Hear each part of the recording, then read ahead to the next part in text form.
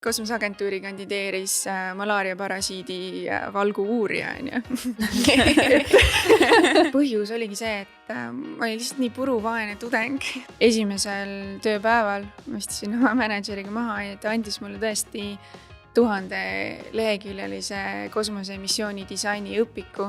Enamik asjadel on see hirm nagu välja õpitav. Sa pead lihtsalt harjuma sellega, et sul peab olema 100 ebaõnnestumist ühe õnnestumise kohta. Hei, meie oleme karjäärimudijad ja siin podcastis me räägime inimestega, kes teevad seda, mida nad armastavad. Podcasti toob sinuni karjäärileht.ee, mis annab ka sulle võimaluse oma karjääri teadlikult planeerida. Sealt leiad karjäärilehed, tööpakkumised ning põnevad videomaterjali. Ägedate sõnumitega särgid trükib karjäärimudijatele Viiprint ning energias pakatavad joogid paneb lauale Vitamin Well. Tänases episoodis on meil külas naine, kellel on väga-väga põnev töö ja amet. Ta on kosmosetööstuse ekspert. Tere, Gertrud! Tere! Tere, me siin tavaliselt alguses kohe alustame, paneme kohe raskesse olukorda, hakkame kohe töövestlusega pihta. Mm-hmm. Nii, ja ma esitan sulle küsimuse ja sina vasta. Okay. Kuidas teenisid oma esimese palga? Esimene palk oli lehti riisudes oma isa firma hoovis. Tavaliselt ongi mingid sellised aiatööd või muruniid. Põllumajanduses mingid. Ikka nagu õige värk kohe. Kelleks sa väiksena saada tahtsid? Ütle nüüd, et kosmonaudiks. Ma arvan, jah, astronaut oli kogu aeg selline mingi soov olemas väiksest peale. Mis on sinu supervõime? Ma arvan, et võib-olla mingi meelekindlus. Kui mingi sihi võtan, siis on nagu, siis ma enam-vähem ise tean, et ma tegelikult teen selle ära. Teised ei usu, aga ma ei usu. No see ongi kõik olulisem. Millist tööd teeksid tasuta? Ma veaksin väikeseid varjupaiga loomi. Ma tean, mingid ametid on, kus on niisugused piloodid, kes veavad loomi uutesse peredesse või niisugused foster home'idesse, siis ma tahaks olla see piloot, kes veab varjupaiga loomi laiali. Kui see siis praegu ei oleks kosmose maailmas, ütleme nii, siis mis valdkond veel sulle südamelähedane on? Või kes sa oleksid, kui sa ei oleks praegu? Ma arvan, ma oleks kirurg. Mm-hmm. Et meditsiin oli minu teine salasoov. Aga kas see, sa ütlesid, et väikses peale on ka olnud see astronaudi huvi olemas, et kas see ongi olnud nagu pidev soov kogu aeg või olid sul lapsepõlves muud huvid, et tegelikult ju su isa ja vanaisa mõlemad väga suured tegijad oma valdkonnas, et kas sealt ei tulnud kuidagi neid mõjutusi, et võiks ikka nagu tütreke ka tulla samasse valdkonda järgi, et sul on ju täiesti nagu hoopis teised huvid ja asjad, et kuidas sul see lapsepõlv on nagu mõjutanud neid soove? Ja ongi, siis sa paned pilti selle, et mu ema on näitlejanna. Ühesõnaga, kõik on nagu täiesti teises suunas minu valikutest. Aga seal oli ka natuke seda, et eks ma väiksena olin mingites väikestes reklaamides ja ma olin kuskitel võtetel hästi pikalt töö läbi ja ema kogu aeg rääkis seda, et näitlejaks ära küll tahas. Hoiatas on. Jah, et see on lihtsalt, see on kindla nagu ajaga ala, et see ühel hetkel lihtsalt lõpeb ära ja samas sa oled alati, keegi räägib sulle ette, mida sa tegema pead, et sa ikkagi tundub, et see on loominguline, aga tegelikult kui sa 300. korda nagu mu ema hiljuti mängis ühte etendust, siis kujutad ette, et see ühel hetkel lihtsalt on niisugune robotlik tegemine. Et see on ka 2 asja, et seda oli nii palju mu elus ja natukene mulle räägiti sõnad peale ka, et äkki sa nagu vaatad ise, mis sulle sobib ja meeldib ja siis ma hakkasin ise uurima ja vaatama ja siis esimene vist kokkupuude oligi kosmosega, kui taheti Marsi reisi simulatsioonile otsiti osalejaid ja see toimus Moskvas ja see pidi olema sisuliselt 500 päeva isoleeritud ühes kapslis ja nad tahtsid uurida, mis psühholoogiliselt juhtub inimesega, kas inimene on võimalik läbima Marsi reisi psühholoogiliselt. Ja mina tahtsin selles osaleda ja printisin need ankeedid välja. Kui vana sa siis olid? Ma olin 16 umbes. Wow. Ja siis ma ikkagi nägin, et miinimumvanus on 18 ja ma veel korraks mõtlesin, et äkki ma räägin ära neile, et nad ikkagi võtaks, aga lõppude lõpuks ma ei pannud seda avaldust sisse, sest Eesti ei olnud ESA liige sel hetkel. ja eestlased ei saanud tegelikult sellest eksperimendist osa võtta, aga see oli minu esimene selline, seda ma tahaks teha. aga sa praegu arvad, et see oleks olnud hea mõte? Kui tagantjärgi mõelda? Tagantjärgi selles mõttes vist oleks olnud hea mõte, et praegu astronaudi avaldusele ma oleks saanud kirjutada, et ma olen sellises asjas osalenud, aga mis nendest inimestest sai ja tegelikult see 500 päeva veeta 5 inimesega koos mingis, ma ei tea, 6 ruutmeetrises ruumis. Et mul juba praegu tekib mingi klaustrofoobia, kui ma mõtlen selle peale, lihtsalt uskumatu. Ja võib-olla isegi teismelisena oleks võib-olla eriti palju olnud nagu tahta endast. Ja, aga mis nendest huvitav sai? Kas nad kõik tulid nagu õnnelikud sealt välja? Jah, ma olen mingeid nagu neid reportaaže lugenud sellest eksperimendist ja seal lõppkokkuvõte oli see, et mingil põhjusel kõik osalejad läksid loominguliseks. Et kes otsisid mingit väljundit kirjutamisest, kes otsisid maalimisest ja kõik hakkasid mingi näputöö ja meisterdamisega tegelema ja nende soovitus sealt välja tulles oligi, et peaks kindlasti mõtlema just kunstilise ja loomingulisele poolele pikkadel kosmosereisidel. Sest inimloomus vajab mingisugust väljundit, et see ei saa kogu aeg olla mingis rutiinis või nii-öelda tehnilises rutiinis. Et see oli nende nii-öelda kokkuvõte. Sa ütlesid, et sa nägid seda kuulutust ja tahtsid juba nagu täiesti mingisse pöörasesse eksperimenti kandideerida, aga kas need nii-öelda mingid mõjutused nagu tulid ka ju varem kuidagi, kas, ma ei tea, sa olid füüsikas koolis hästi tugev või kuidas sinus üldse see nagu huvi tekkis sinna nagu valdkonda nii-öelda oma tähelepanu suunata? Minu jaoks oli ülihuvitav, oli ikkagi öine taevas. Et see, et ma püüdsin küsida küsimusi täiskasvanutelt inimestelt, kui ma olin, ma ei tea, väiksem alla 10. Ja kosmose juures oli alati see, et kui sa hakkasid küsima tähtede kohta ja mis seal toimub ja et kui suur on universum, siis kõik täiskasvanud nagu jäid jänni, et sa võid 2 küsimust jõudsid küsida ja siis oligi nii-öelda teadmiste lõpp. Et see oli minu arust, see oli kuidagi inspireeriv või hakkasin mõtlema, et aga miks me ei tea, et see on ju ülihuvitav, mis seal toimub ja see nagu kuidagi hakkas tõmbama enda poole, võib-olla see müstilisus ja teadmatus oligi see, mis tundus nii-öelda atraktiivne väikesele lapsele tollel hetkel ja praegu ka.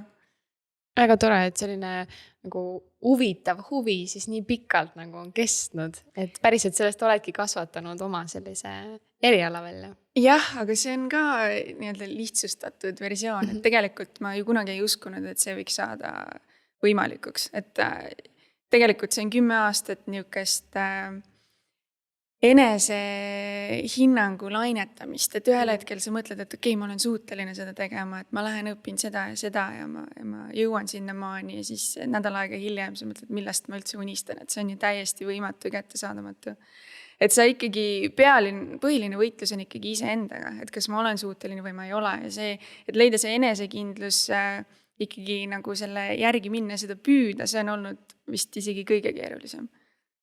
Rääkides su kooli ja pöörasustest veel, mul jäi kuskil silma, et vähemalt seal oli, et sa soovisid lõpetada keskkooli nagu 2 aastat siis 1 aastaga. Kas sa tegid siis selle lõpuks ära või kus selline soov? Ma mäletan seda päris hästi, ma olin 10. klassis ja siis ma mõtlesin, et see kool võtab ikka nii palju aega. et nii maailm on suur ja lai, et mul tekkis kuidagi isu juba nagu nii-öelda suurde maailmasse minna, et elu peaks juba algama. Et miks ma siin koolipingis veel olen ja siis ma olingi koos sõbrannaga. Meil mõlemal oli sama soov ja ma mäletan, me läksime õppealajuhataja juurde. Koridorist ta tuli meile veel vastu ja siis mõtlesime, et kuule, kas oleks võimalik teha 11 ja 12 klass korraga. Ja ta vaatas meile otsa ja mõtles, mis asja, et nalja teed. Aga lõpuks tuligi nii välja, et kuna riiklik programm on ette sätestatud, siis me suutsime niimoodi teha, et käisime ühes koolis nädala sees ja käisime teises koolis nädala vahetusteti ja lõpetasime mõlemad selle riikliku programmi ära 1 aastaga ja tegime need lõpueksamid ära. Mina sain kuldmedali ja tema sai hõbemedali. Aga ma mäletan kuskil selle aasta keskel ikkagi kõike oli ikka nagu väga palju. Uskumatu. Täielik power womanist on meil siin, me ei ole isegi jõudnud veel selle vestlusega kuhugi kaugemale. Juba on ja täiesti nii äge. ei, aga peale seda ma olin ikkagi väsinud, et kui inimesed võtavad asja normaalselt ja lähevad ülikooli peale keskkooli, siis peale keskkooli ma olin nii, et et ma pean mingi pausi tegema ja siis ühesõnaga siis ma läksin hoopis teist rada, hakkasin liikuma, et mul ei olnud nii-öelda, mul ei ole vist üldse väga klassikaline see haridustee. Ja mis rada sa läksid? No siis ma ostsin 1 aasta pileti Austraaliasse muidugi ja arvasin, et seal ma rendin rannas surfilaudu ja mängin tennist või midagi taolist, aga reaalsus oli see, et ma olin kuskil sisemaal farmis, töötasin 14 tundi päevas, korjasin õunu. Käed olid rakkus ja jalad olid rakkus, see oli täiesti õudne füüsiline töö. Ja kui ma sealt midagi õppisin selle 10 kuuga, mis ma seal olin, oli see, et ma ei taha mitte kunagi füüsilist. Et peab ikka nagu aju kasutama kui karjääri pool vähemalt. Ja sa tulid tagasi ja kas sa läksid siis õppima ülikooli? Ma tulin tagasi, siis ma läksin EBS-i ja pidasin vastu 1 kuu, õppisin rahvusvahelist mingit marketingi või midagi taolist. Aga siis veel ei olnud sellist kindlat soovi, et ma pean minema selle kosmose tee suunas? Probleem oli selles, et siis oli ikkagi kindel enesekindluse probleem. Et esiteks ei olnud väga selge, mis saab, kas on eestlastele üldse võimalik seda teha. Ma olin selleks ajaks juba uurinud, kas NASAs oleks võimalik saada astronaudiks eestlasel. See oleks tähendanud abiellumist ameeriklasega ja siis saada Ameerika kodanikuks. Ja mitte ainult nii-öelda green cardi saamiseks, vaid sa pead ikka saama nii-öelda naturalized citizen. Ehk siis sa pead elama koos ameeriklasega 6 aastat ja ma ei olnud nõus seda ohverdust. Et ühesõnaga tol hetkel mul oli see, et ma teadsin enam-vähem, et ma tahan midagi õppida. Ja kuidagi, ma ei tea, kas see oli välise surve alusel, ma nägin, kuidas nüüdseks siis kõik minu klassikaaslased olid lõpetanud keskkooli. Mina olin aasta aega Austraalias olnud, tulin tagasi ja siis nemad läksid kõik ülikooli ja neil olid mingid nii-öelda suunad kujunenud ja siis ma nii, et ma kindlalt peal midagi õppima minema, et ruttu. Ja siis ma lihtsalt võtsin, okei, ma proovin midagi. Et ma kuidagi tulistasin nii-öelda natuke umbes ja siis 4 nädalat EBS-is sai mul selgeks, et okei, et see äri ja rahandus ja marketing, et see läheb nagu, see läks mul täiesti niimoodi. Ei, absoluutselt mitte, et see raha fookus oli natuke liiga tugev ja ei olnud huvitav. Ja siis ma hakkasingi uurima, et okei, et mis mind tegelikult huvitab, on nii-öelda inimese füsioloogia või biokeemia sarnased alad ja ma vaatasin, et Lõuna-Aafrika Kaplina ülikoolis oli päris põnev eriala ja seal oli nii palju vabadust sellega, mis sa saad oma esimestel aastatel valida. Et sa saad nii-öelda teha endale väga spetsiifilise õppekava ise kokku ja siis see tundus nagu huvitav ja põnev. Ja siis oli probleem, et kuidas ma ennast rahastan. Nii et ma pidin veel 8 kuud tööd tegema, et nii-öelda esimese aasta õppemaksu kokku koguda ja Lõuna-Aafrikasse lennata.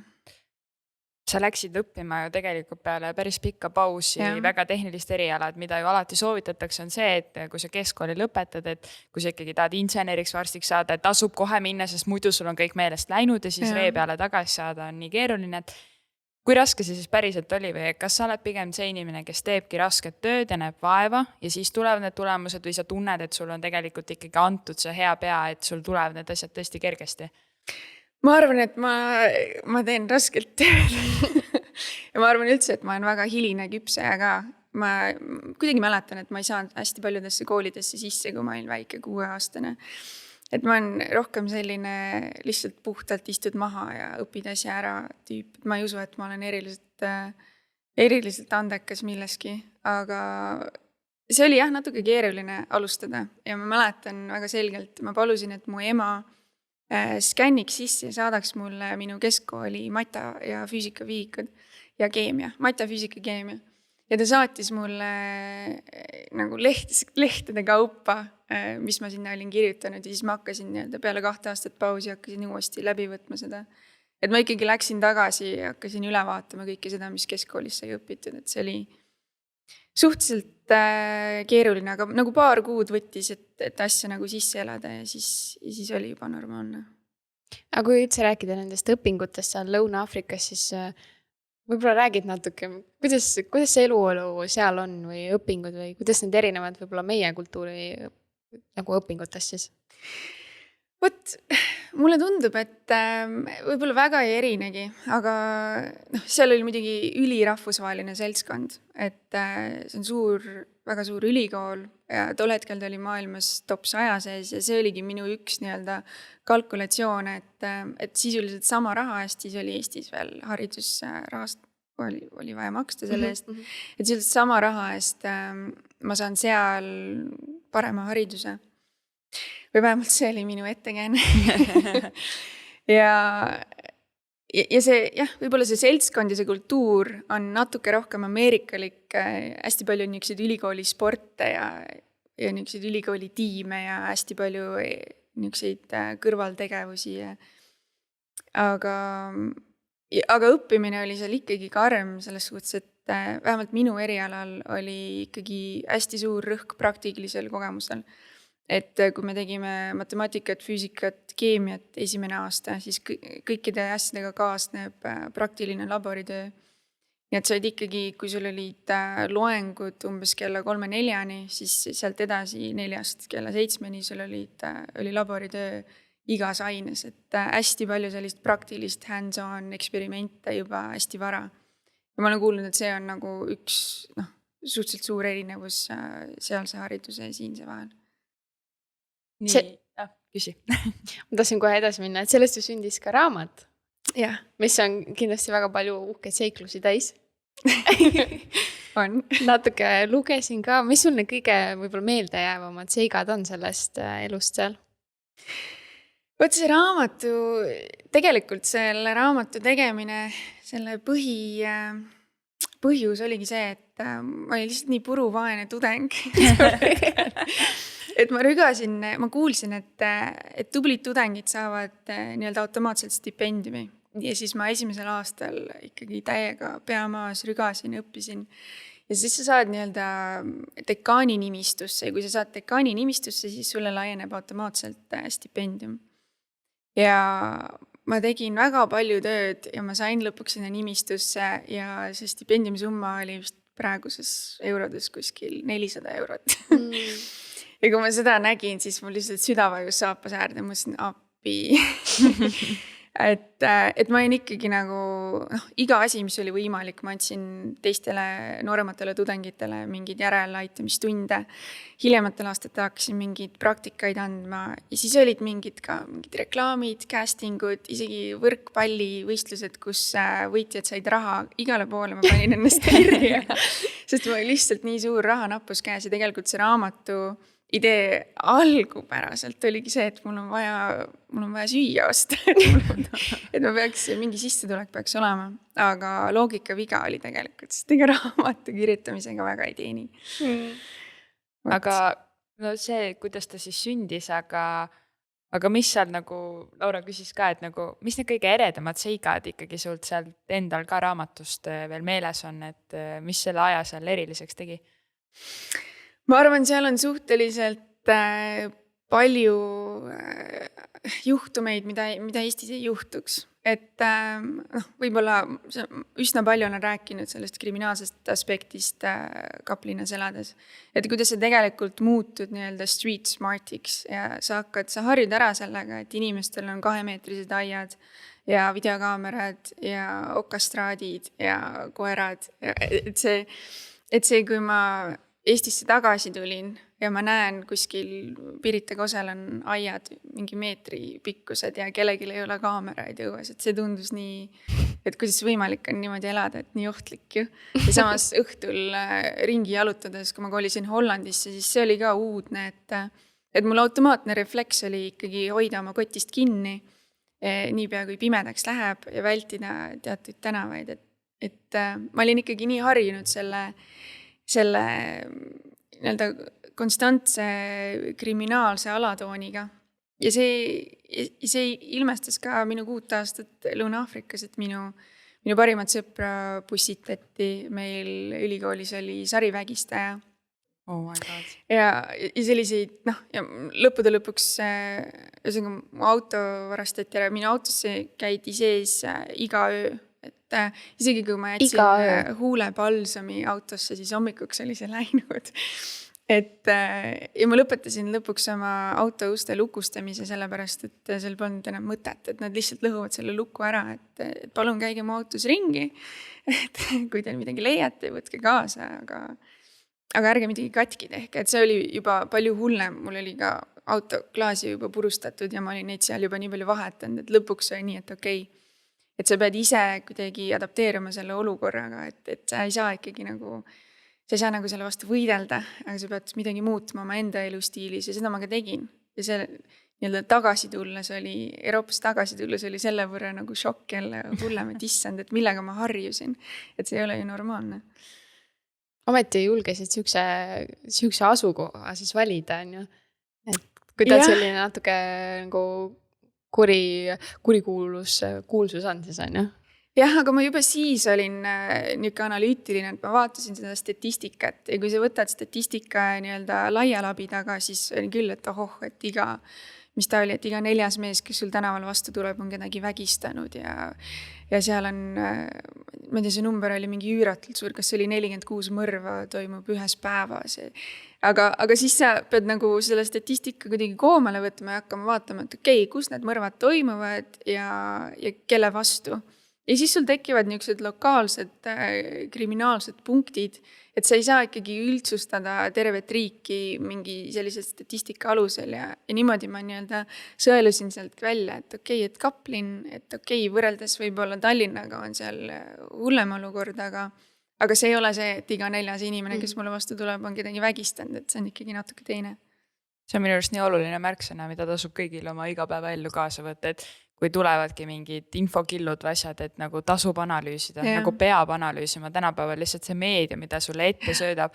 Kui sa ei analüüsi, siis nagu aina hullemaks ühiskond läheb siis lihtsalt. Täpselt.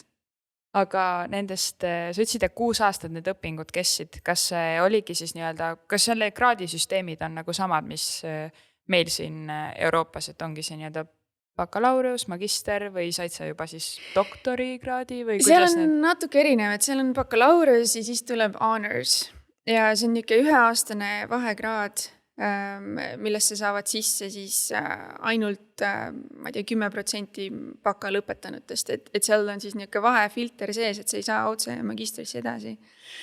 Ja sealt, kui sa oled siis honorsisse sisse saanud, seal võetakse suhteliselt vähe inimesi, ma arvan kuskil 15-20 inimest. Ja siis peale seda sul on valida, et kas sa teed siis nagu research mastersi või sa teed siis kursusepõhise mastersi. Ja kui sa teed research mastersi, siis see on tegelikult sinu enda otsustada, kui kiiresti ja kui hästi sa selle plaani läbid, kuna see on nii-öelda sinu teaduslik töö, mis sa seal laboris teed. Ja sa valisid siis selle? Ma valisin selle ja tol hetkel ma olin... Ma ei mäleta tegelikult miks, aga mul oli jälle see tunne sees, et asjad võtavad nii kaua aega, ma olin täiesti veendunud, et ma pean selle magistri 1 aastaga ära tegema. Et mul oli nagu mingi kihk kuhugi saada või midagi teha, aga ma ei mäleta, mis täpselt oli. Ja siis mul tekivad nagu umbes iga 7 aasta tagant elus sellised tulised tunded, et okei, ma pean nüüd midagi kiiresti ja siis, siis oli enam-vähem samasugune eluperiood, et ma olin laboris, ma ei tea, mõnikord isegi 24 tundi mingeid eksperimente tegemas, aga siis oli ka see olukord, et 2 nädalat enne lõputöö sisseandmist ei olnud mul ühtegi sõna kirjutatud sellest magistritööst. Ja siis sai 2 nädalat niukest, ma ei mäleta, et ma oleks söönud ja ma mäletan, mul olid mingid lihased hakkasid nagu kokku tõmbama ja ma istusin seal arvuti taga, püüdsin need 100 lehekülge kirjutada. 100 lehekülge 2 nädalaga. Et see oli, ma olen ikkagi selles mõttes asjade edasi lükka, et ma võtan küll ette, et võtan suurelt ette, aga ma ikkagi lükkan edasi ka täiesti viimase minutini, et jah, ma ei ole väga organiseeritud selles suhtes. Aga sa said selle tehtud? Ma sain selle tehtud, jah. Mis su see lõputöö täpsemalt oli siis, mis sa uurisid? Ma uurisin Plasmodium falciparimi transkriptsioonifaktor 2B-d. Aga kuidagi eesti keelde, maakeelde panna see? Ma sisuliselt võrdlesin malaaria parasiidi transkriptsiooni valke inimvalkudega. Et kui leida mingi struktuurne või nende omadustel vahe, siis on võimalik seda vahet nii-öelda ära kasutada ja disainida ravimeid, mis mõjuksid ainult malaaria parasiidi valkudele ja oleks kahjutud nii-öelda inimese transkriptsioonivalkudele. no vot siis. nii põnev, lihtsalt see on nagu uskumatult põnev, nagu kõik need inimesed just minu jaoks, kes on seal meditsiinivaldkonnas või üldse see biokeemia, füüsika, sa lihtsalt istud ja kuulad suu ammuli, sest see on nagu nii põnev, aga ongi, et need inimesed ise, tegelikult võiksin ju ma ka need raamatud ilmselt ette võtta ja kui pika aastate töödega seal laborites oskaksin ka, aga ma ise ikkagi mõtlen alati, et osadele inimestele lihtsalt nagu igalühel on oma rada, vaata, et kõik ei saagi nagu olla kõiges jääd ja seda enam on nagu nii äge kuulata neid lugusid, kuidas kõik teised, või mitte kõik teised, aga teised inimesed on nagu nii palju vaeva näinud selle nimel, et jõuda kuhugi nii kaugele ja teha nii ägedaid asju. Ja mina mõtlen kogu aeg, et kui palju püsivust see nõuab, sellist nagu kontsentreeritud tööd, et see on jah, müts maha. Jah, see on tõsi, et minul tekkis see, et ma olin seal laboris ja paned mingeid eksperimente kokku ja see tegelikult, kõik millega sa tegeled on kuskil väikeses tuubis ja sa ei näe seda, see on mingi DNA või mingi valk ja sa tegelikult füüsiliselt sa ei saa seda kätte võtta ja sa ei saa seda analüüsida ja sa lihtsalt teed mingeid protseduure. Ja siis sa hakkad nagu kuidagi välja zoomima ja mõtlema, et okei, et maailmas on mingi, ma ei tea, 13 miljonit erinevat liiki. Mina olen valinud ühe üliväikse liigi, tal on umbes 5000 geeni ja ma olen valinud ühe nendest geenidest, mis toodab ühte variatsiooni tema ühest valgust ja ma uurin seda valku. et nagu grand scheme of things, et milleks et kas see on üldse kunagi kellelegi vajalik.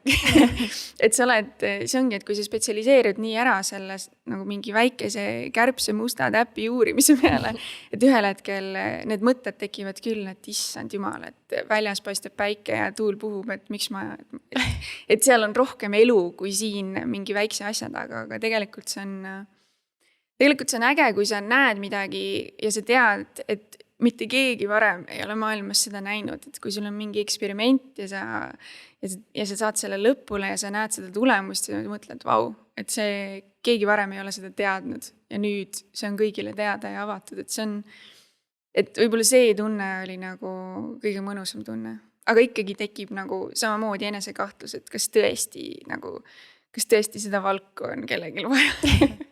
No see võib olla ikka väga süür tunne, et sa avastad midagi maailma kohta, mida keegi teine veel pole nagu avastanud, et ja. päris vägev. Kas peale seda 6 aastat sa läksid siis kohe oma praegusesse töökohta Euroopa Kosmoseagentuuri? Peale seda 6 aastat, ühesõnaga natuke enne seda, kui ma lõpetasin magistri, ma juba kandideerisin ESA-sse praktikale. Ja tol ajal nad avasid mingi 100 positsiooni ja neil oli natuke halb süsteem sellega, et sa ei teadnud, kui sinuga ühendust ei võetud, siis sa ei teadnud, kas sa said edasi või ei saanud, et sul ei tulnud nagu rejection letterit, sul ei tulnud. Ja siis sa võid oodata 1 kuu möödub, 2 kuud, 3 kuud, 4 kuud ja sa lihtsalt ikka veel loodad, et äkki neil on ikka veel pooleli see protsess, et äkki nad ikka võtavad ühendust. Et esimesel korral minuga ei võetud ühendust ja ma lihtsalt okei, et ma siis ei saanud. Ja siis peale magistrit ma olin natuke jälle liiga palju endale ette võtnud, et ma võtsin jälle aja maha ja kuna minu raamatu lepingu tähtaeg oli tulemas, siis ma ütlesin okei, et ma pean selle raamatu nüüd ära kirjutama. Et ma olin avansi juba kätte saanud. Aga peale seda ma läksin tagasi laborisse nii-öelda research assistant'iks, et ma läksin meie undergradidele abiks ja jätkama nii-öelda oma uuringut, aga ma kandideerisin ka tol hetkel doktorantuuri.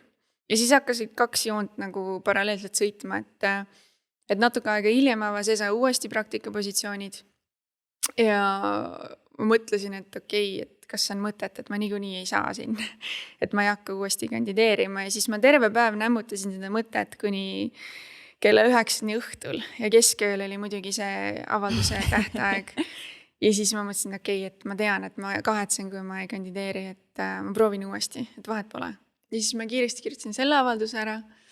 Ja siis, kui mulle anti teada, et ma olen saanud edasi järgmisse vooru, ma ühtlasi anti teada, et ma olen saanud ka doktorantuuri sisse doktorantuuri stipendiumi. nii et siis ma nagu võtsin mõlemad asjad korraga, et okei, et üks niikuinii, et ma ei tea, kas ma sinna ESA-sse saan. Ja see protseduur on, isegi praktikakohtadel on niivõrd karm, et sul on esialgu, kui sa saad edasi nii-öelda esimesest application voorust, siis sul tuleb videointervjuu, kus sa istud arvuti taha ja sulle tulevad ette hüppavad lihtsalt küsimused koos kellaga, mis hakkab nii-öelda tagasi jooksma. Ja sa ei näe mitte ühtegi nägu, sul ei ole mingit inimest ees ja lihtsalt hüppab sulle ette mingi küsimus ja läheb. ja peale seda vooru, see on ka mingi 45 minutit vastad küsimustele, peale seda vooru sa jälle ootad, et kas midagi juhtub või ei juhtu. Ja siis on viimane voor, mis on täiesti isikuline intervjuu. Et nad ikkagi umbes 100 kohta avaldavad ja kui mina kandideerisin, oli 4500 inimest kandideeris nendele kohtadele. Et juba see filter on nagu meeletu. Ja iga kord, kui sa nagu edasi saad, sa mõtled, et ma niikuinii järgmisest voorust ei saa edasi. Et see on nagu, et on niigi hästi läinud. Ja lõpuks, kui nad helistasid mulle, et ma sain selle koha, siis ma mõtlesin, vaatasin seda numbrit ja mõtlesin, et nii viisakas neist helistada ja öelda, et ma ei ole edasi saanud. et tol hetkel nad ütlesid, et ma sain edasi, siis ma tulin tagurpidi oma doktorantuurist, võtsin ennast maha ja lendasin Hollandisse. Wow. Ma kohe nagu pean natuke mõtteid koguma. Ma tahaks küsida, et praktika on nii suur nagu... Aga mis sa arvad, mis su eelis oli? Et kuidas sa silma passid seal? Ma tegelikult tean, mis mu eelis oli, sest ma olen... Sest tegelikult mu taust on ju... kui keegi ütleb, et kosmoseagentuuri kandideeris malaariaparasiidi valgu uurija, on ju. Okei. Jah, et võib-olla natuke kaugeks jäi, aga ma tean, et võib-olla minu nagu oskus ongi see, et ma tean, et ma olen õpivõimeline, et kui ma tahan ja kui miski on huvitav, siis ma võin nagu kõik muud asjad jätta kõrvale ja midagi õppida. Ja ma püüdsingi sellest võtmest ennast reklaamida, et okei, et ma tean, et mu eriala ja minu taust võib-olla ei ole täpselt nii-öelda silmaauku, aga ma olen läbinud nii-öelda baasteadmised, kõigidel on baas matemaatika, füüsika, keemia, see on mul olemas. Ja sealt edasi, mis on nii-öelda kosmosele spetsiifiline, et ma olen valmis seda õppima, et andke mulle ette ja et ma võtan selle aja ja ma teen selle ära. Ja teiseks ikkagi lõppintervjuul ma tean, et ma olin vastas, kahjuks nad kutsuvad sind ruumi, kus sa näed kõiki oma konkurente istumas. Ma tean, et ma olin vastas ikkagi nii-öelda aerospace engineeridega, et nad olid ikkagi insenerid ja nii-öelda kosmose erialased inimesed. Aga nende enese väljendusoskus ei olnud päris see, et isikulisel intervjuul see saigi määravaks, et kui lihtsalt sa suudad edastada oma mõtteid ja kui konkreetselt sa suudad vastata küsimustele. Ja sealt kuidagi ma suutsin nad ära veenda, et ma olen piisavalt õpivõimeline ja konkreetne ja et nad lõpuks valisid minu. Ja nad võtsid selles mõttes ka minu sõnadest kinni, et esimesel tööpäeval ma istusin oma manažeriga maha ja ta andis mulle tõesti 1000 leheküljelise kosmosemissiooni disaini õpiku. Ja ütles, et mul on 1 nädalavahetus aega, et see läbi lugeda. Et siis ma pidin, ühesõnaga ma ei saanud enam oma sõnu süüa, et siis ma pidin tegelikult näitama, et nad tegid õige valiku. Ja siis ühesõnaga kujutate ette, milline nädalavahetus oli. 1000 lehekülgega. Wow. Aga siis kas see oli siis ikkagi juba töö või see oli selline veel praktika, et sa ei saanud otseselt veel nagu ametikohta kohe seal? Jah, seal on ikka huvitav, nad kutsuvad seda Young Graduate Trainee, et ta on nagu praktika, aga see on avatud ainult magistri lõpetanud inimestele, et sa võiks juba argumenteerida, et sa oled tegelikult ju noor professionaal. Et võib-olla see trainee on natuke vähe öeldud selle kohta, mis ta tegelikult on ja see on ikkagi palgaline positsioon, mis on aastane ja seda võib pikendada veel 1 aasta võrra, kui kõik hästi läheb. et minu puhul, ma olin jälle selles mõttes õnnega koos, et seal tehakse suhteliselt palju niisugust shadow engineering ut, et sulle ei anta tegelikult võib-olla päris niisuguseid ülesandeid, vaid rohkem selliseid abiülesandeid. Aga kuna minu osakonnas oli tegelikult suhteliselt tööjõupuudus, siis nad väga kiiresti hakkasid mulle andma nii-öelda päris tööülesandeid. Ja minu praktika, kui ESA praktikad on nii-öelda lõbusad, hästi tasustatud, sa saad vaadata väga põnevaid kosmose testimisasutusi ja istuda, rääkida astronautidega juttu, siis minu praktika oli ikkagi väga stressirohke ja väga töömahukas ja sest mul oli pidevalt tiksus nagu mõttes see, et ma ei ole tegelikult selle eriala peal õppinud. Et ma kogu aeg tundsin seda, et ma pean kuidagi ennast tõestama, ma pean kogu aeg mingeid lünke täitma. Ja see oli tegelikult palju raskem. Ma üldse ei kutsuks seda praktikaks, ta oli ikkagi minu jaoks nagu töö. Ja mis hetkel see tööpakkumine siis tuli? Sealt see läkski edasi, kuna minu tööülesanded olid väga sarnased kõikidele teistele, kes minu osakonnas töötasid ja kes olid seal päris töötajad, siis ühel hetkel avati tööpositsioon ja mul oli võimalik kandideerida. Ja kui ma arvasin, et see praktika intervjuu oli keeruline, siis see tegeliku positsiooni intervjuu oli Saab veel hullemaks minna. Absoluutselt, et ma õppisin, ma ei tea, mitu nädalat ja sa istud maha, sul on ees paneel inimesi ja need võivad küsida ükskõik millise kosmosesüsteemi kohta, et räägi meile, mis sa tead sellest kosmosesüsteemist ja nii, palun. Et see nagu... See oli väga stressirohke, aga... Ja sa närisid läbi ennast sellest protsessist. Jah, jälle, läks kõik hästi.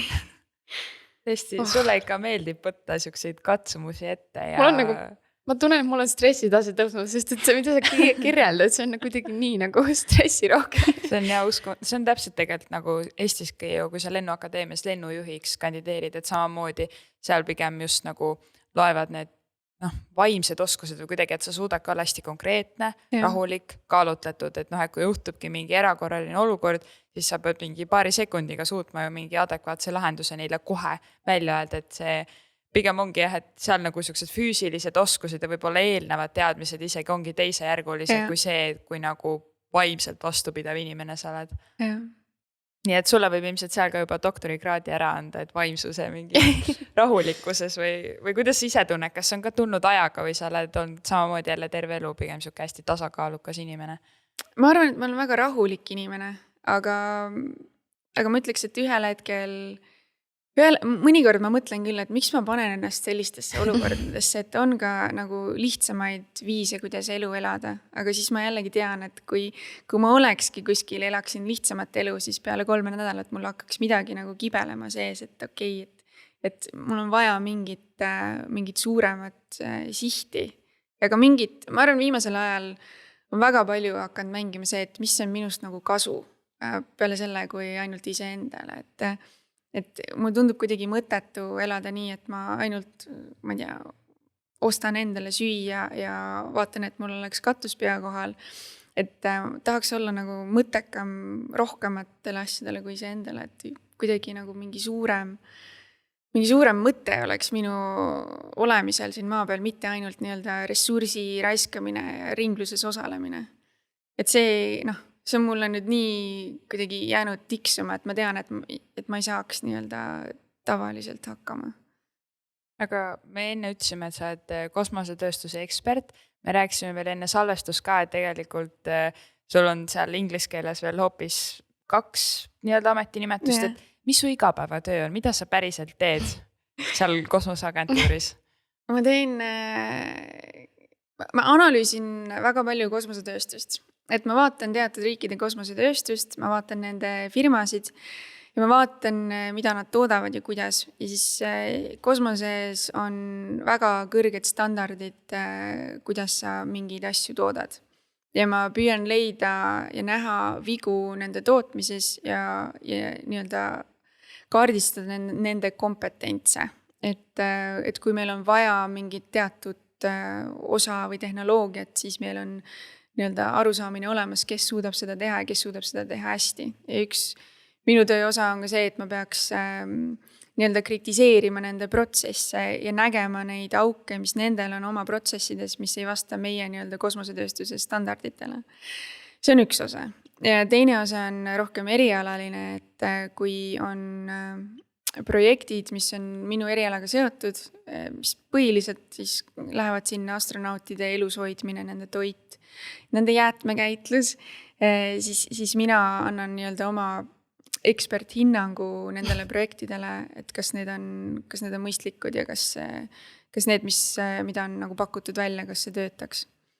Et jah, et ma nagu, seal on suhteliselt palju tahkusid, võib-olla kõige huvitavam praeguse aja asi, millega ma tegelen, on Marsi missiooni hindamine. Et plaanis on tuua Marsilt tagasi mulda aastaks 2030. Et võib-olla nii-öelda tavainimene teab väga palju, et Elon Musk on rääkinud, et inimene võiks Marsil olla 2024. aastaks. Siis mis tegelikult kosmosetööstuses toimub, on see, et ESA ja NASA on pannud pead kokku ja nad toodavad 3 erinevat kosmosemasinat ja 2 kulgurit. Üks kulgur läks juba teele eelmine kuu ja see kulgur siis sõidab mööda Marsi ringi ja võtab niisuguseid väikseid kapsleid Marsi mullaproovidega ja viskab need maha. Ja siis meie ESA-s arendame teist kulgurit, kes läheb sellele kulgurile Marsile järgi ja otsib need kapslid üles, korjab kokku ja siis need saadetakse Marsi orbiidile ja Marsi orbiidilt need saadetakse tagasi maa peale. Et ma olen selles osas, ma olen üks hindajatest just seal Marsi peal toimuvatest asjadest, et kas see tehnoloogiline lahendus, mis seal pakutakse, kas see on mõistlik või ei ole. Ja võib-olla kui asjad nagu perspektiivi panna, siis me kõige selle tulemusel ja kõikide nende miljardite eurode tulemusel me saame maa peale võib-olla 400 grammi Marsi mulda, mida me saame siis analüüsida. Ja 2030. aastaks. Et kui see võrdlusesse panna sellega, et mingeid inimesi saata Marsile tagasi, siis võib-olla see on veel natukene naiivne mõte.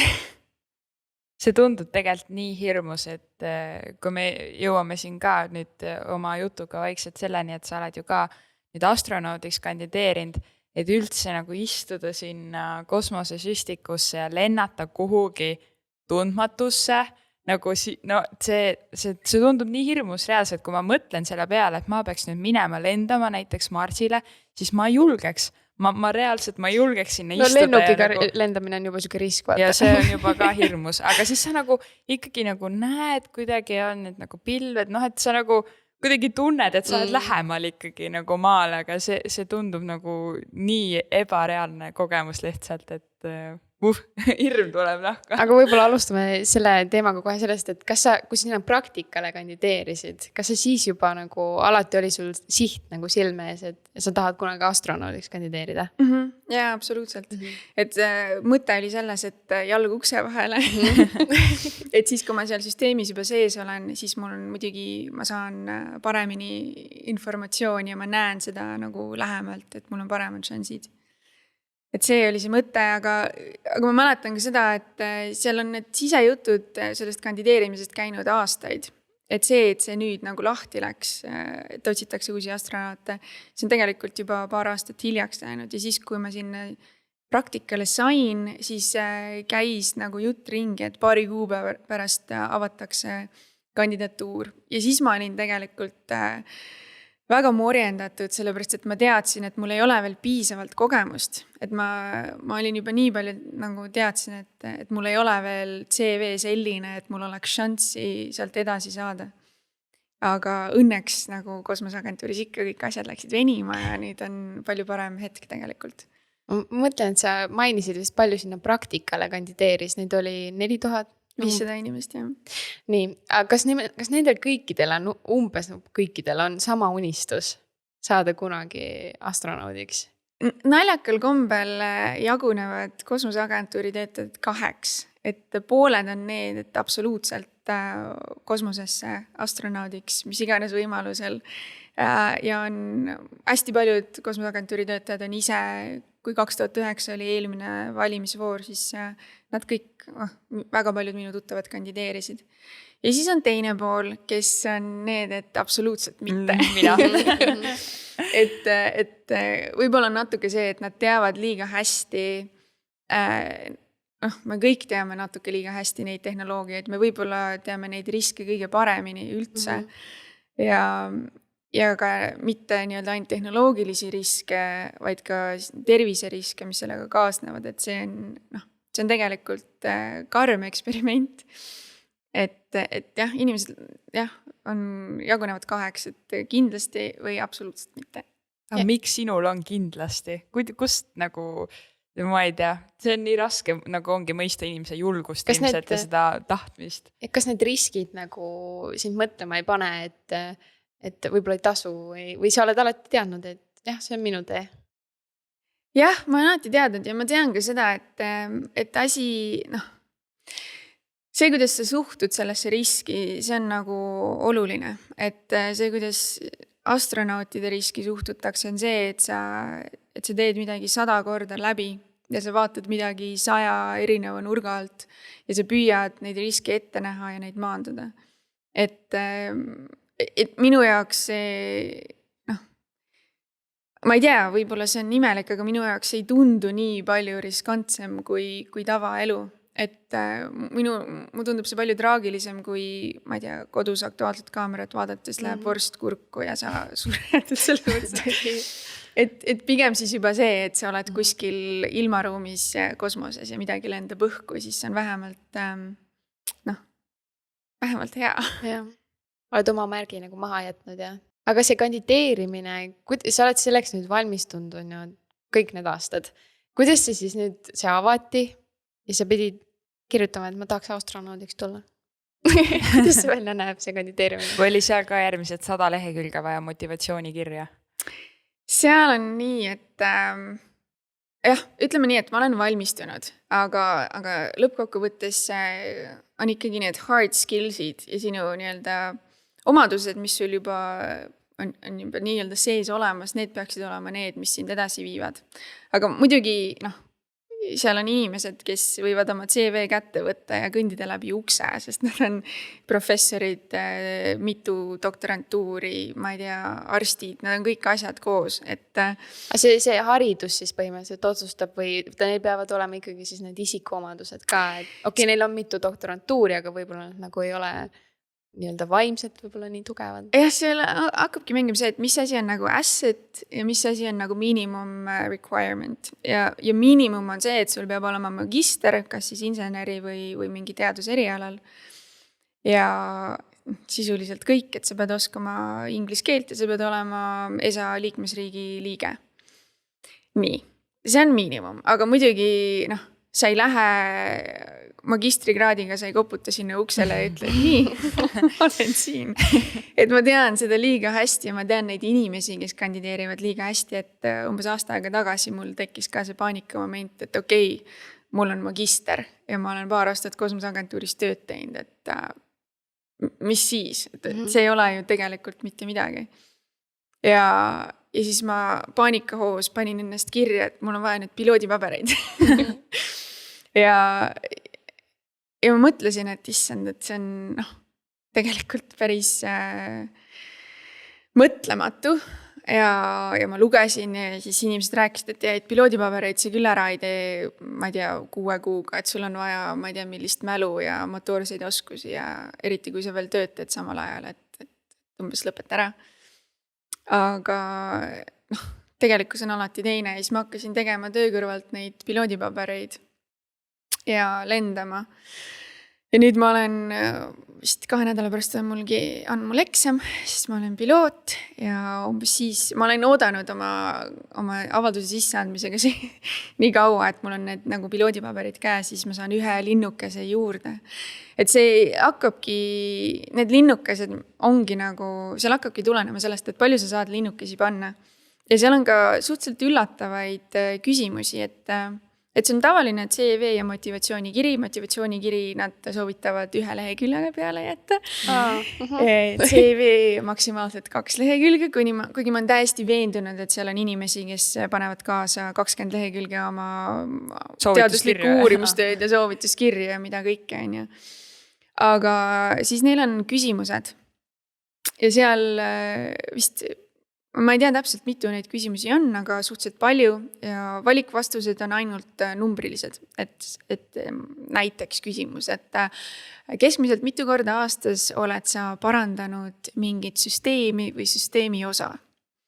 Ja siis sa võid mõelda süsteemiks ka näiteks oma kodu küttesüsteemi ja sul on radikas katki läinud või mis iganes. Et sa pead nagu natuke istuma ja mõtlema, et okei, et mis ma nagu täpselt teinud olen, aga näiteks järgmine küsimus oli, et keskmiselt mitu korda aastas on sul kokkupuude meediaga või sa oled käinud avalikel esinemistel.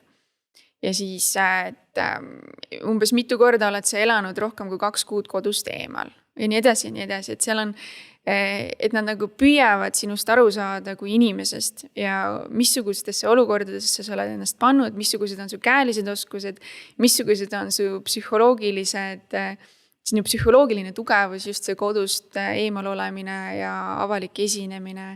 Et seal on neid aspekte on tegelikult nii palju, et keegi lõpuks sul ei olegi sellist astronaudi standard CV-d, mida sa saaksid nagu kokku panna. Et seal hakkavad nagu hästi paljud asjad eraldi mängima. Et ma arvan, minu eesmärk ongi see, et ma ei tahtnud jääda sinna CV ringi pidama. Et ma tahaks lihtsalt seda, et ma saan sealt CV ringist edasi ja ma saan nii-öelda neid teste hakata tegema, kui nad teevad, järgmine ring ongi siis kognitiivsed testid, kus nad mõõdavad sinu nii-öelda võimekusi, tehnilisi võimekusi. Et ma tahtsin lihtsalt selleni välja jõuda ja siis, kui ma sealt edasi ei saa, siis on aus mäng. Et siis mul tõesti ei olnud neid omadusi. Aga et mul tundus kuidagi tobe jääda nagu nii-öelda CV taha kinni, sest ma tean, et kui mulle antakse midagi ette, et siis ma võin selle ju ära õppida. Et see, et mul ei ole praegu 3 doktorantuuri, et kas see tähendab midagi või ei tähenda. Et lõppkokkuvõttes nad teevad kõikidest astronautidest ikkagi generalistid. Et sa pead, minu arust Samantha Cristoforetti ütles väga hästi, kes on üks praegune naisastronaut, et kui sa oled selline inimene, kes tahab millestki kõike teada, detailide täpsusteni, et siis see amet ei ole sinule. Et sinul on taga alati on 10 eksperti, kes sulle midagi ette ütlevad ja sina tead kõigest natukene, et sa oled ikkagi generalist ja sul ei ole nagu seda momenti, et sa lähed millessegi täiesti sisse. Et siis võib argumenteerida, et miks on eelis, kui on 2 doktorantuuri, et need on ju väga spetsialistid juba. Et ühesõnaga, see on huvitav protsess ja ma olen ise ka suhteliselt huvitatud, et kuidas see nüüd olema hakkab. Et kui sa nüüd räägidki siin, et milline oli kandideerimine praktikale, siis veel tööle, et siis see on nüüd jälle ju veel mitu sammu edasi, et kogemuse võrra, kui sa enne ütlesid, et sa isegi natuke oled mõelnud, et pagan, et sa umbes kõva häälega välja ütlesid, et kandideerid, et muidu pead siin varsti ütlema, et ei saanud, aga tegelikult ju kogemuse võrra, et kas või rääkida sellest kogemusest on ja kui sa saadki sinna järgmisesse vooru edasi, et see on ju ka tegelikult nii suure väärtusega juba, kui tegelikult nüüd 20 aastat või mitu sellest mööda on läinud, ei saanud eestlased ju kandideeridagi, et tegelikult see on suur asi, ja veel, et naisterahvas tegelikult, olgem ausad, et pigem see on ikkagi ju meestemaailm või kuidas sa hindad seda? Jah, vist pigem küll, et suhteliselt tavapärane on minu jaoks juba see, et ma olen ruumis kõige noorem ja ainuke vastassugupoo esindaja. Et see võib-olla ta on meestemaailm ja võib-olla on natuke nagu seda nii-öelda mehist suhtumist nagu käib ringi natukene, aga see on ka muutumas ja minu arust põhiline on see, et kõik teaksid, et kõikidel on võrdsed võimalused. et see aeg on möödas, et naised ei saanud ülikoolis midagi õppida, naised ei saanud hääletada ja nii edasi, et see on oluline, et kõikidel oleks teada, et võrdsetel alustel on inimene edasi liikunud. Et mulle võib-olla natukene mind kriibib see naiste soosimine, et see natukene võtab ära naiste nii-öelda enese tegevust, kui naine on kuhugi ise jõudnud, siis kui seal on, keegi väidab, et seal on mingid kvoodid ja umbes, aga sa oled ju naine, et sind praegusel ühiskonnamomendil eelistatakse, siis see teeb mind natuke nagu allergiliseks, et nagu tegelikult peaks nii olema, et kui ühiskonnas on 50 naised ja mehed, siis see ei tähenda seda, et igal erialal ja igal pool peaks olema sama osakaal naiste ja meeste vahel, et tegelikult on naised teevad omi otsuseid, neil on mingid eelistused, see ei tähenda, et neil on samad eelistused kui meestel. Et minu arust oluline on see, et oleks võimalik, et naised saaksid teha, kõik saaksid teha seda ja õppida seda, mis on neile südamelähedane ja leiaksid oma nagu nii-öelda tee ja koha. Et hästi palju on nüüd ka selle astronaudi asjaga on ikkagi öeldud välja, et me veel eriti julgustame naisi kandideerima. Aga mul on tunne, et naised on piisavalt julged, et kandideerida, et enam ei pea keegi meid julgustama, et meil on ju võimalused olemas ja me teame, et meil on võimalused olemas, et võib-olla me oleme natuke kinni jäänud sinna, kui meil ei olnud kõike käepärast, et võib-olla natuke isegi häirib see selline push imine, et seal jääb see nagu argument jääb kuidagi see läheb kuidagi ähmaseks, et tuleb nagu vale rõhk tuleb asjale. Aga kui minna tagasi korra sinna kandideerimisprotsessi, siis millal see esimene tähtaeg on nüüd siis? 28. mai. Pead avalduse tegema? Ja millal sa siis esimese vastuse võiksid saada? Öeldi, et umbes 2 kuud läheb aega.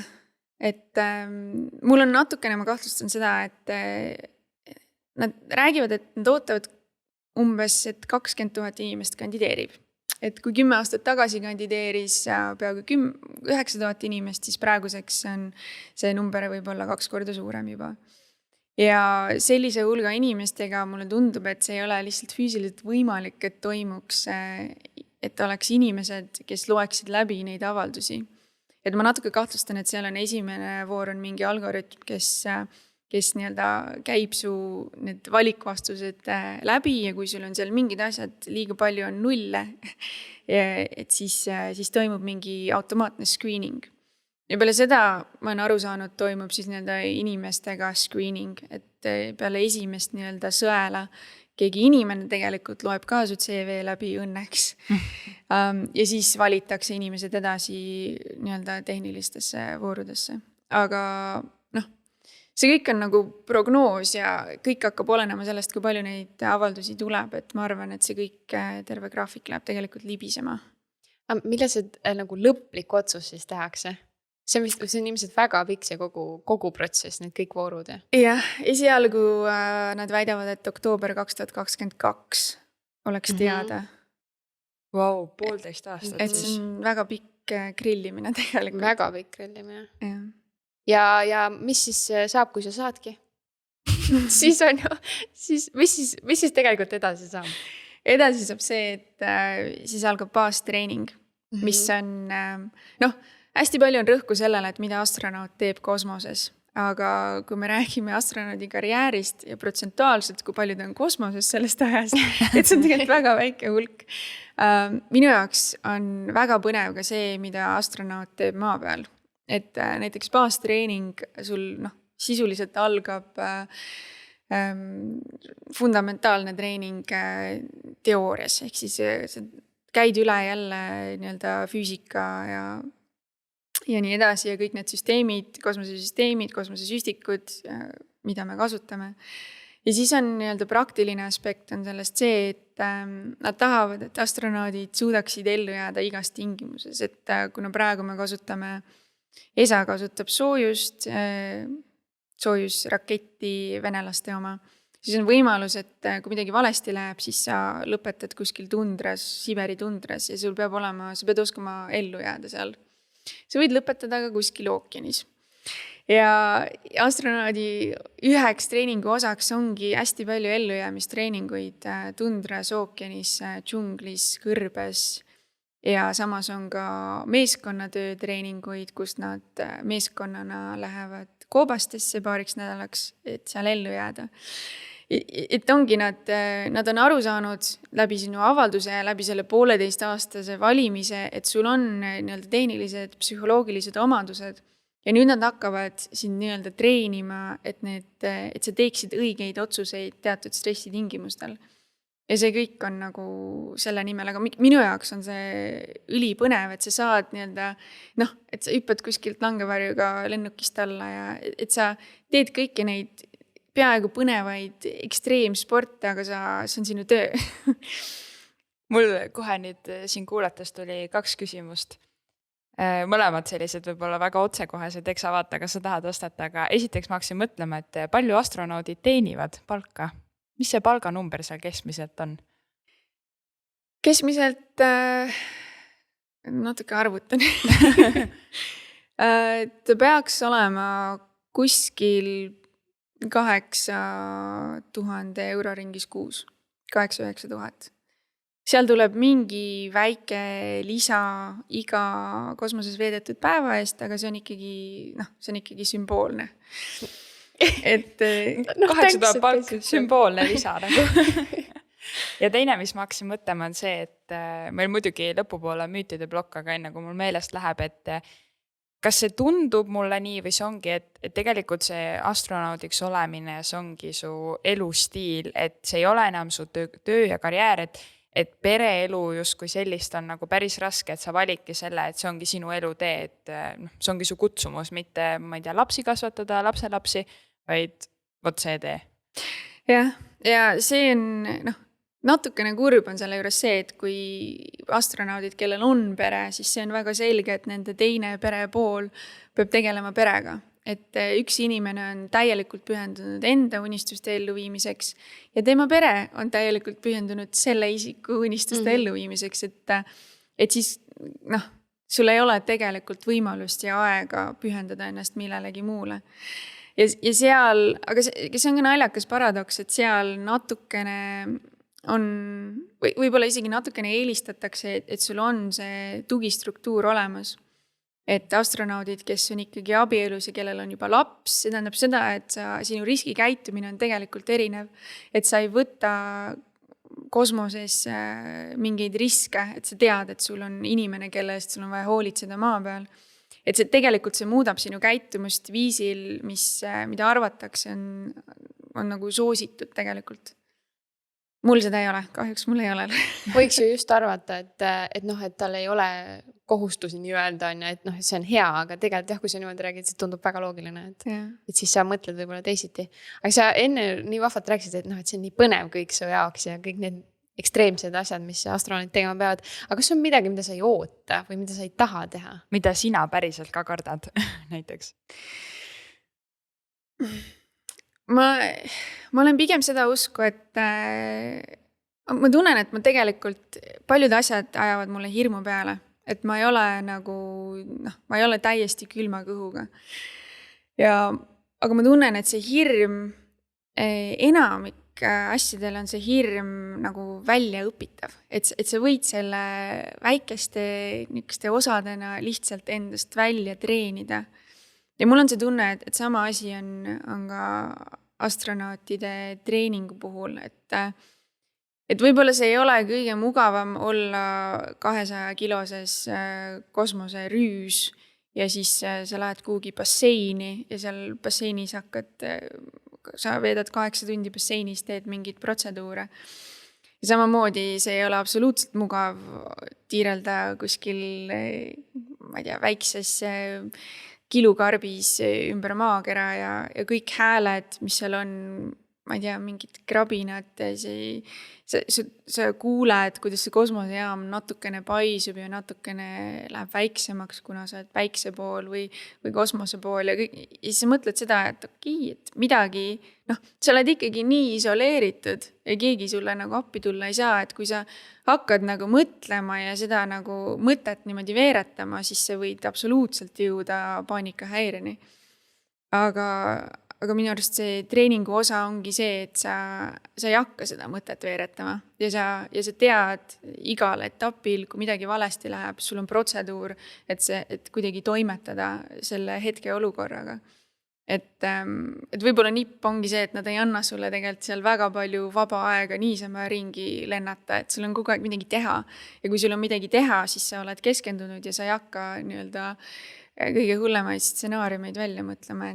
Et minu jaoks on päris paljud asjad päris hirmutavad, et ma ei ütleks, et mulle meeldiks kuskil koopas ronida ja ma ei ütleks, et mulle meeldiks kuskil väikses ruumis kinni olla ja isegi sukeldumine mulle väga ei meeldi.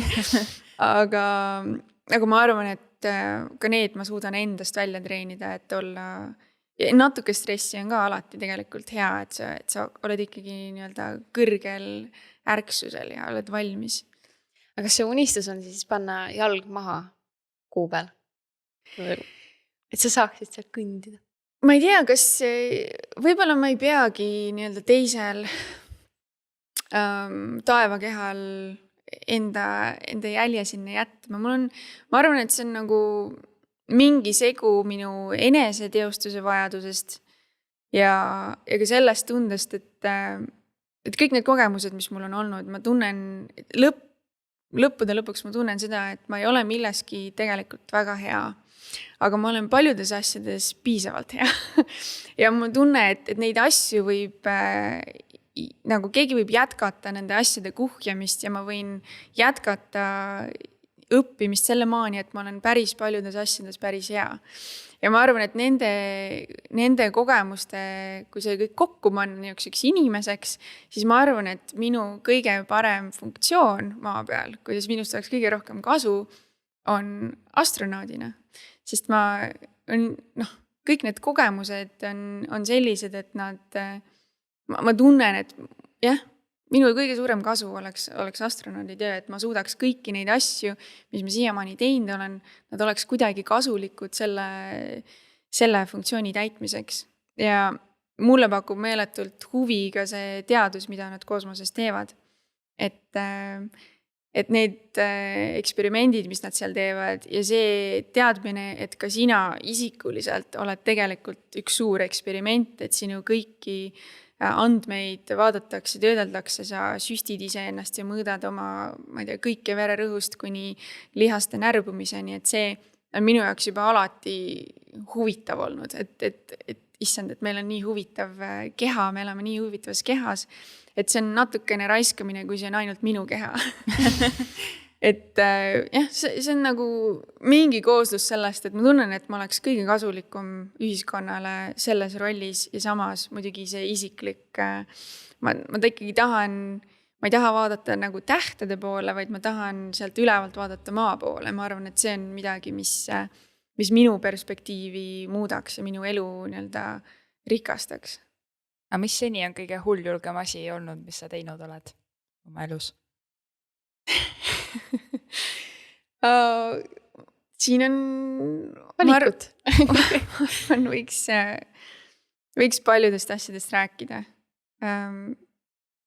Võib-olla hulljulgem. Ma arvan, et kõik on tegelikult kaalutletud risk. Ma olen, ma ei tea, roninud Kilimanjarol ja sukeldunud haipuuris ja benjihüpet teinud.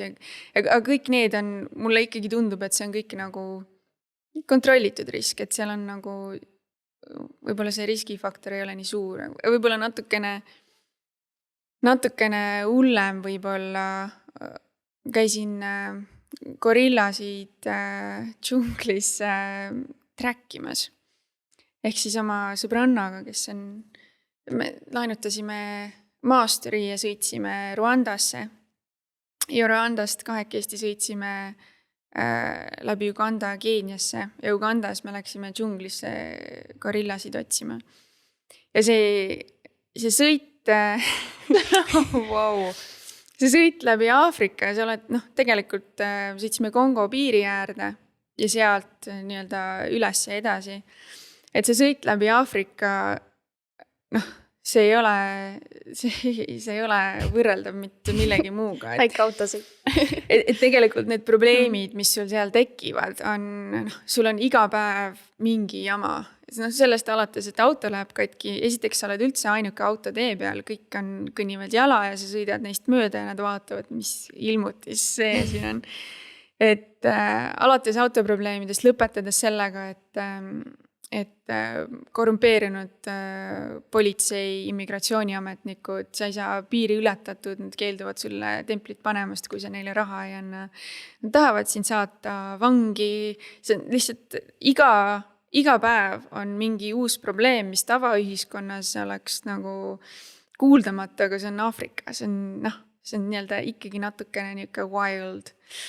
Et seal, meil läks kõik hästi tegelikult, aga tagasi tulles, nüüd on juba 2 uudist olnud viimase 2 aasta jooksul, kuidas turistid on sattunud väga halbadesse olukordadesse täpselt samas regioonis, kus me käisime gorillasid otsimas, et see on ka tegelikult, seal läks vist õnneks. Aga kas te leidsite siis gorillad või? Jaa, me leidsime suure gorilla pere. See on see, et sa nagu gorillasid näed nende omas keskkonnas, vabas looduses. See oli ka täiesti uskumatu kogemus. Muidugi seal isa gorilla ründas meid. Et see on niisugune 250-kilone silverback, kes tal on, ma ei tea, 10 mehe jõud. Ja minu kõrval oleva meie trackeri ta võttis täiesti jalust maha ja öeldakse, et okei, et kui see juhtub, et nad on agressiivsed, kui see juhtub, siis sa pead paigale jääma ja et sa ei tohi nendega silmsidet pidada. Ja mina samal ajal filmisin oma telefoniga, kõndisime läbi seal džungli, siis see suur gorilla hakkas meie poole tulema ja sealt filmilindilt on näha, et esimene asi, mis mina teen, on lihtsalt jooksma. Et sa ei suuda tegelikult kontrollida seda hirmu ja seda instinkti. Et võib-olla, see seob ka sisse selle astronaudi jutuga, et võib-olla see treeningu point on selles, et sa suudaks seda instinkti kontrollida, et need niisugused instinktid lüüakse sult nagu treenitakse sust välja. Nüüd mind väga huvitav, kuidas see asi lõppes, nagu, kui sa jooksu panid? Ta teid kätte ei saanud. See on tegelikult väike grupp inimesi, meid oli mingi 7 ja sul on 2 giidi kaasas ja giididel on nii püssid, relvad kui ka niisugused suured pulgad ja nad üldiselt püüavad rahumeelset asja lahendada kellelegi mitte halba teha, aga ta võttis selle giidi maha ja siis teine giid jooksis suure kepiga ja lihtsalt lõi selle gorilla sealt minema.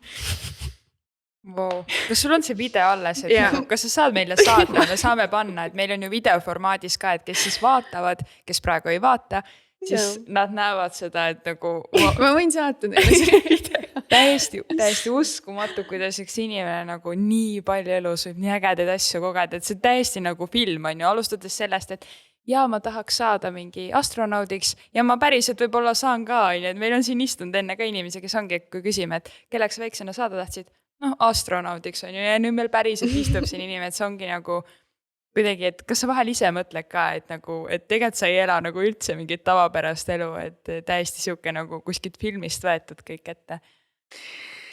Ma ei tea, ma rohkem mõtlen seda, et ma tundub, et ma elan nagu tunde järgi, et ma alati nagu püüan endalt küsida, et kas mulle meeldib see, mida ma praegu teen, et kas mul on praegu hea olla ja kas ma olen rahul.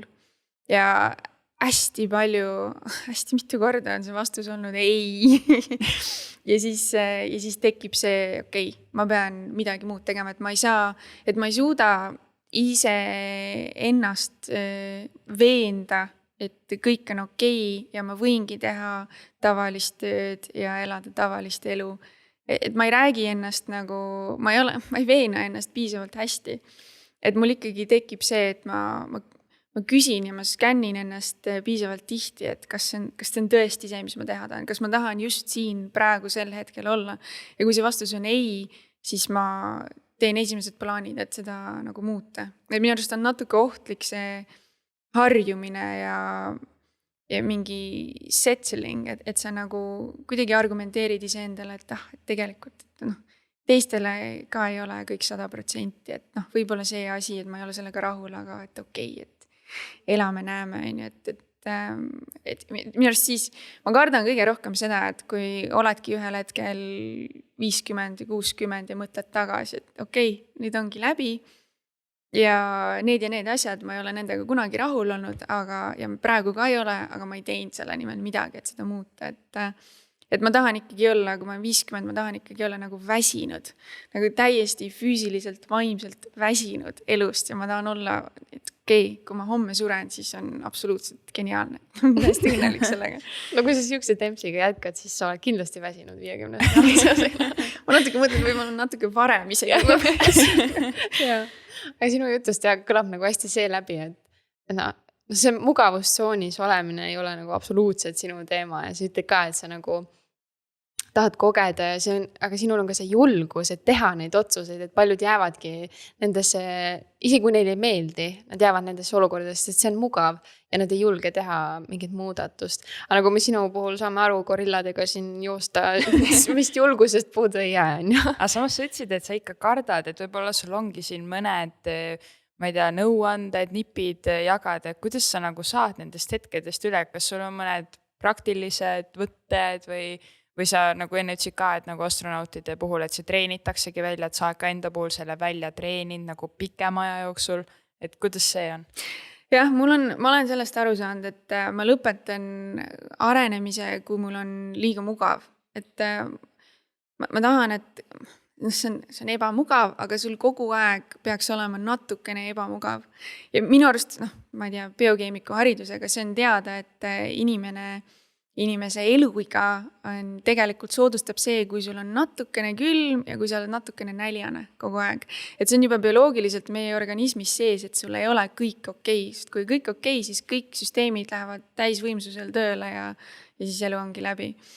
Et samamoodi mina rakendaks täpselt sama põhimõtet ka nii-öelda vaimsetel asjadel ja see, mida sa oma elus ette võtad, et kui sul on tõesti jalad soojad, kõik on tore ja hea ja sa ei ole ühelgi hetkel, sa ei tunne ennast ebamugavalt, siis peaks midagi muutma. Et see tähendab, et sa oled tegelikult lõpetanud mingi arenemise. Et ma olen nagu püüdnud jälle seda kogu aeg nagu skännida ja tegelikult mulle endale tundub, et mul ei tule see väga hästi välja, sest mul ikkagi ma vahel tunnen, et okei, et mõned asjad ma olen lasknud liiga pikalt nagu liuelda ja inertsist nagu liikuda ja minna.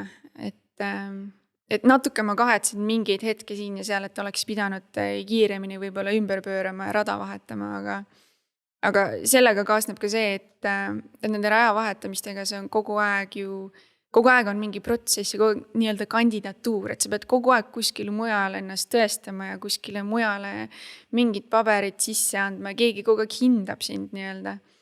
Ja minu arust see, võime siin rääkida, et kõik, mis ma olen teinud ja kus ma olen käinud ja mis ma olen õppinud ja kuhu ma olen sisse saanud, et see on nagu jäämägi ja selle all on kõik need, ma ei tea, 10 motivatsioonikirjad ja CV-d ja stipendiumid, mida ma kunagi ei ole saanud ja kõik need, ma juba tean nii hästi neid kirju, mis tulevad, et thank you for your application. Et see nagu, sa pead harjuma sellega, et sa ikka saad tümitada nagu korralikult, et see ei ole, nii-öelda raja vahetamine on, see võtab ikkagi oma energia, et võib-olla see on vale pilt, kui vaadata, et kõik on, see ei ole nagu sujuvalt läinud ja see ei lähegi sujuvalt, et sa pead lihtsalt harjuma sellega, et sul peab olema 100 nii-öelda ebaõnnestumist ja ühe õnnestumise kohta. See on uskumatu. Nii põnev, lihtsalt täiesti siuke.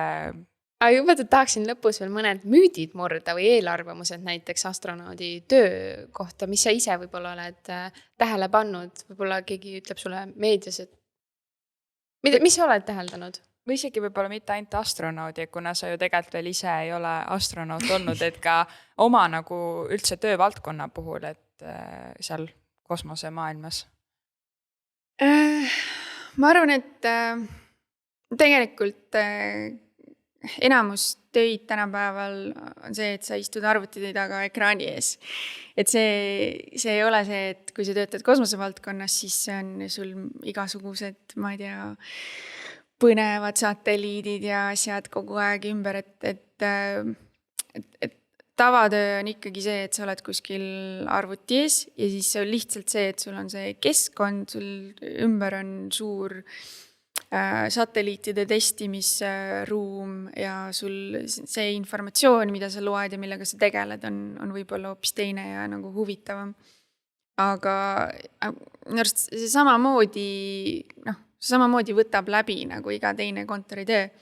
Et mina tunnen seda, et ma olen ikkagi nagu kuidagi õueinimene, et vahepeal mul tekib ikkagi see, et kuidas see võimalik on, et ma veedan nii palju aega arvuti ees. Et võib-olla sellepärast see astronauditöö ma tunnengi, et kuna seal on seda liikumist palju rohkem ja seda nii-öelda elulist kogemust palju rohkem, et see on nagu, ma olen nagu sinnapoole rohkem kaldunud. Aga kõik räägivad, et lõppude lõpuks on kõik tööd nagu tööd. Et see ei ole, et õnnelikud on inimesed, kelle jaoks on töö ja kutsumus sama asi. Ja ma olen sellega selles mõttes täiesti nõus, et see on täpselt see sama teema, et kas sa peksad endast välja selle, et sa pole tegelikult väga rahul või sa lepid sellega.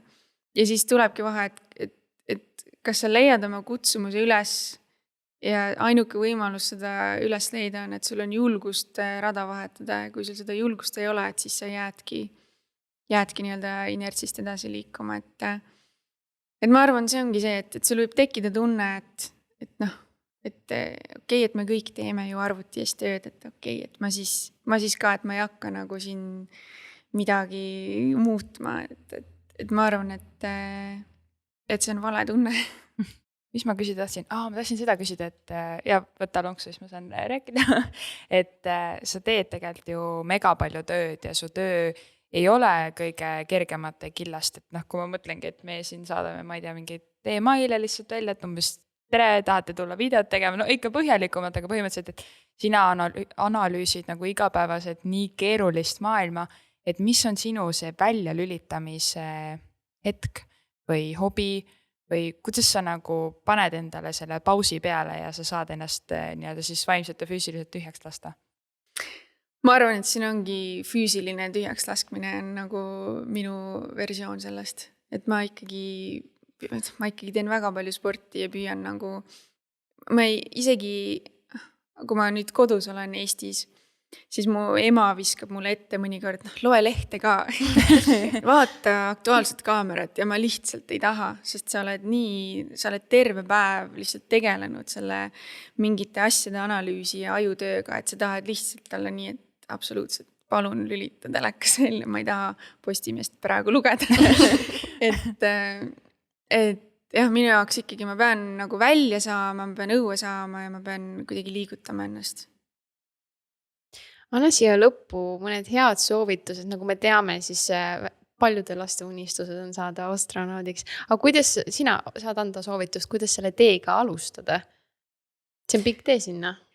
See on pikk tee ja mina ka alguses ei teadnud, sest ikkagi mõned arvavad, et sa pead olema a la astrofüüsik või ma ei tea, täheteadlane, aga tegelikult reaalsus on teine, et sa pead olema mingi tehnilise ala lõpetanud, aga see võib olla, ma ei tea, bioloogiast kuni meditsiinini.